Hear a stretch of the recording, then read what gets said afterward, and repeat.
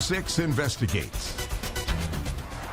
A Quad City single mother says she trusted the wrong person during one of the worst times in her life. Yeah, TV6 Investigates Matt Christensen has the story of one mom trying to cope with her child's terminal illness, and the person she said took advantage of her. She's doing really good.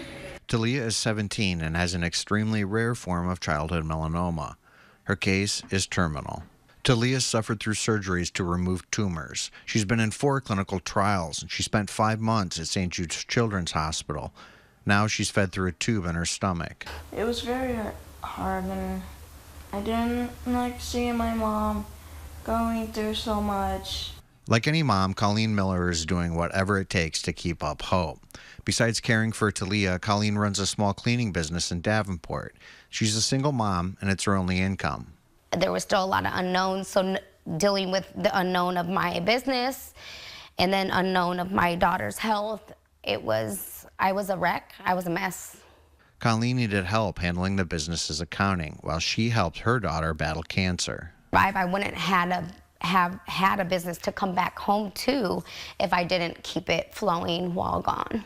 So Colleen hired LaTisha Collier, the owner of Boss Tax and Accounting Services, to handle the business's bookkeeping while they went to St. Jude's for emergency surgery.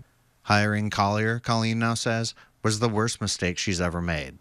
Colleen didn't know it then, but Collier's been arrested multiple times going back 20 years for charges ranging from driving with a suspended license to felony check fraud, for which she was found guilty.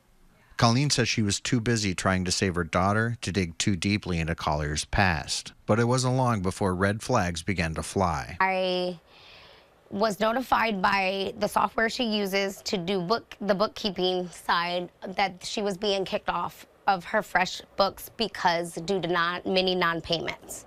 Colleen said the business paperwork Collier did provide her looked incomplete, and she grew frustrated after Collier stopped responding to messages. Fed up, Colleen sued for about $11,000 in small claims court. Collier countersued for $750,000, claiming Colleen had defamed her. Now, that case is still playing out. Meanwhile, Collier was again drawing the attention of police investigators. In April, a client accused Collier of stealing almost $9,000, according to court documents. The client hired Collier to prepare a tax payment to the IRS, but instead, court documents say, Collier pocketed the money and never paid the government. The client didn't find out until the IRS began levying fines for non-payment.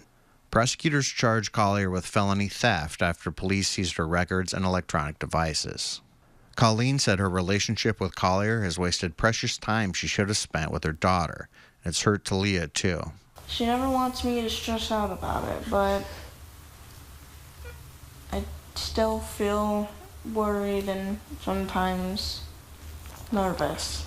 No, I want to do whatever it takes to be there for her as long as I can. No matter how much this cancer fights me, I'm going to keep fighting back to be with my mom. Colleen's led a relentless social media campaign aimed at Collier, saying it's to raise awareness about her history and protect potential victims. I asked Collier to do an interview and explain her side of the story. She declined, saying, "While I'm unable to discuss certain matters due to legal considerations, I want to emphasize my commitment to ethical business practices and client satisfaction." I asked Colleen what's next for her and Talia. So a lot of days are more weak than strong, and at least physically. We are strong mentally. We're holding in, fighting day to day. Collier's first lawyer has pulled out of her pending criminal case because court records show Collier didn't pay him. Her next court appearance is in July. The Boss Tax and Accounting website has been taken down.